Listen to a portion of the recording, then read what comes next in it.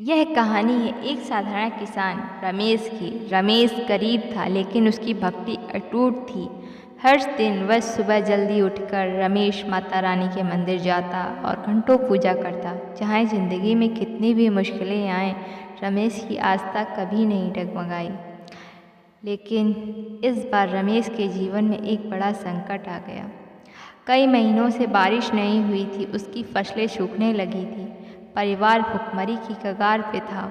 गांव के लोग उसे सलाह देते कि कोई और काम ढूंढ ले, पर रमेश की उम्मीदें सिर्फ माता रानी से थीं। एक रात जब रमेश पूरी श्रद्धा से माता रानी की प्रार्थना कर रहा था, तो उसे एक सपना आया। यह सपना नहीं, यह तो माता रानी का आशीर्वाद था। पुत्र, तुम्हारी भक्ति ने मुझे प्रसन्न किया है। कल सूर्योदय से पहले सूखी नदी के पास खुदाई करो, वहां से तुम्हें जीवनदायिनी जल प्राप्त हो।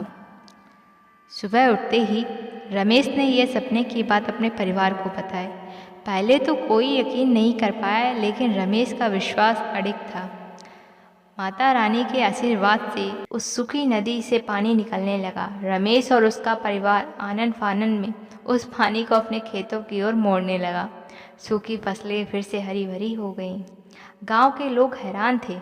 उन्होंने रमेश से पूछा, यह कैसे हुआ रमेश? रमेश ने अपनी भक्ति और माता रानी के चमत्कार की कहानी सुना दी। यह सब माता रानी की कृपा है। उनकी शरण में रहकर मैंने कभी हार नहीं मानी।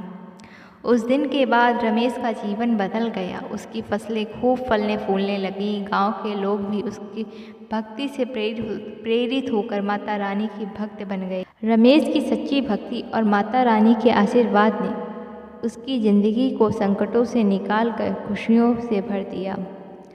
कहते हैं, जब भक्ति सच्ची हो तो ईश्वर भी भक्ति की सहायता के लिए आ जाते हैं।